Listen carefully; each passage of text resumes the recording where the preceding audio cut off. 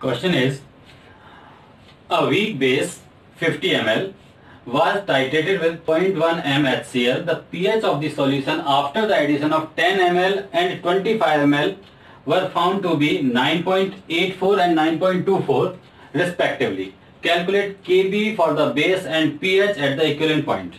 इस क्वेश्चन में हमारे पास एक वीक बेस है, उसकी कंसंट्रेशन नहीं दी है, लेकिन उसका वॉल्यूम कितना यूज किया जा रहा है 50 ml और उसमें HCl मिलाया जा रहा है जिसकी कंसंट्रेशन 0.1 है। लेकिन HCl के दो अलग अलग टाइम पे अलग अलग वॉल्यूम मिलाया गया, एक 10 ml मिलाया गया, एक 25 ml मिलाया गया। जब 10 ml मिलाते हैं तो pH मिलता है 9.84 pH और जब 25 ml मिलाते हैं तब pH मिलता है 9.24। हमें यहां बेस की कंसंट्रेशन नहीं दी है तो हम पहले तो उसको फाइंड आउट करते हैं। क्वेश्चन में पूछा है Kb निकालना है और pH एट इक्विवेलेंट पॉइंट निकालना है।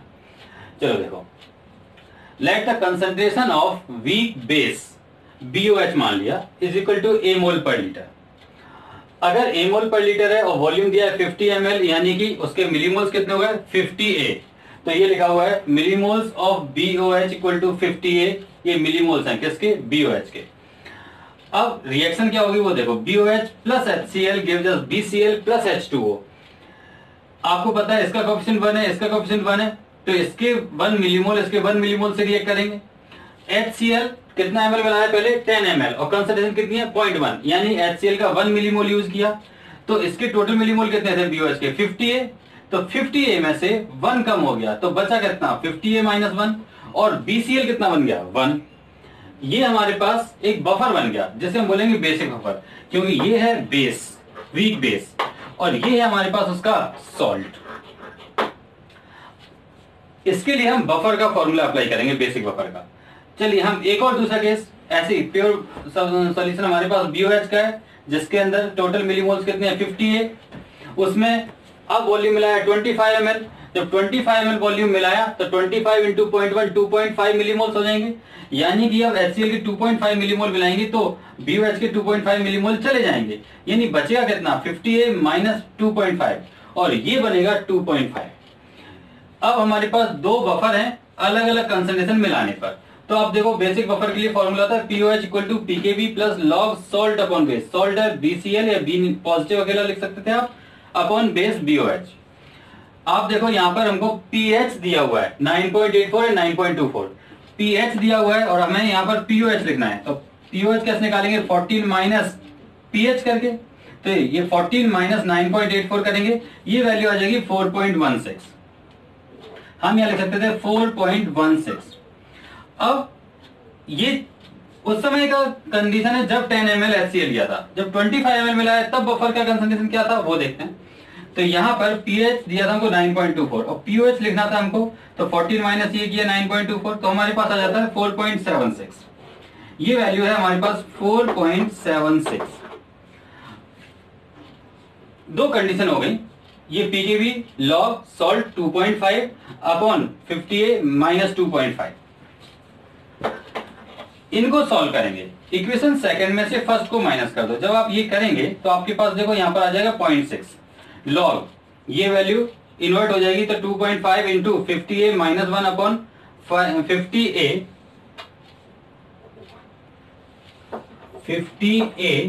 माइनस 2.5, ये हमारे पास सॉल्व हुआ।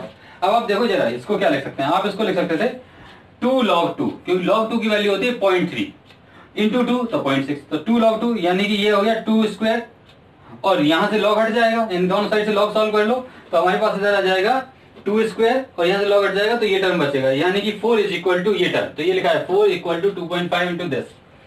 इसको सॉल्व करेंगे तो A इक्वल टू 0.1 आ गया, कंसंट्रेशन मिल गई हमको। मैंने कहा था ना कि let the concentration of weak base is A मोल पर लीटर। अब हमको कंसंट्रेशन मिल गई जो नहीं दी थी, यानी कि 0.1 ये और वॉल्यूम कितना लिया था BOH का 50, तो टोटल मिलीमोल्स कितने हो गए 5 मिलीमोल्स ऑफ BOH। ठीक है, तो अब याद रखना आगे हम इसको यूज करेंगे।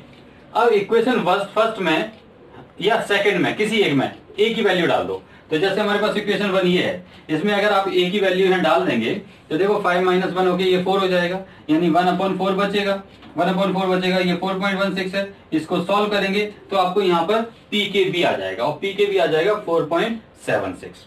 यानी आप इसको सॉल्व करेंगे तो Kb इक्वल टू आता है आपके पास 1.8 इंटू 10 टू द पावर -5।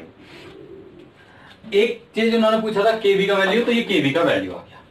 अब उन्होंने पूछा है pH at equivalent point. Equivalent point पर millimoles of acid equal to millimoles of base, यानी जो बेस कंटेनर में और जो एसिड हम मिला रहे हैं उन दोनों का मिलीमोल्स बराबर होता है। तो मैंने लिखा हुआ है at equivalent point millimoles of base equal to millimoles of acid. आप देखो इसकी कंसंट्रेशन 0.1 है, इसकी भी 0.1 है, इसका वॉल्यूम 50 ml है, इसका भी 50 ml लेना पड़ेगा, तभी दोनों के मिलीमोल्स बराबर होंगे। यानी कि at equivalent point complete conversion of base into salt, यानी कि इसके 5 मिलीमोल्स थे, देखो 50 इंटू 0.1 5 मिलीमोल्स पूरे कन्वर्ट हो गए, तो BCl कितना हो गया 5 मिलीमोल्स। लेकिन टोटल वॉल्यूम कितना हो गया 50 ml, ये 50 ml यानी 50 प्लस 50 इक्वल टू 100 ml, यानी कि the concentration of BCl equal to 5/100 equal to 0.005। But BCl is a salt strong electrolyte, that's why हम ये भी लिख सकते थे कंसंट्रेशन ऑफ B पॉजिटिव, क्योंकि वाटर से तो रिएक्ट ये ही करेगा। B positive react with H2O gives us BOH plus H positive. तो यहां पर मान लीजिए इसमें से x अमाउंट चला गया, तो 0.05 माइनस x, ये बना x, ये बना x। आप यहां पर देखो सॉल्यूशन में H आयन प्रोड्यूस हो रहा है, तो आप Ka लिखेंगे, तो K इक्वल टू होता है x square upon 0.05 minus x। Equilibrium लगा दिया आपने, लेकिन अब आपको K का वैल्यू नहीं दिया, आपने Kb का वैल्यू निकाला था अभी, तो मुझे चाहिए था वैल्यू Ka का, और Ka का वैल्यू के लिए Kw अपॉन Kb लिखेंगे। Kw होता है 10 to -14 अपॉन K अभी आपने Kb अभी आपने निकाला 1.8 इंटू 10 to -5, ये आपने लिखा। इसको आपने सॉल्व किया तो आपके पास x इज इक्वल टू ये टर्म आ गई। जब आप इसमें माइनस लॉग लगा के इसका pH निकालेंगे तो वैल्यू आ जाएगा 5.27।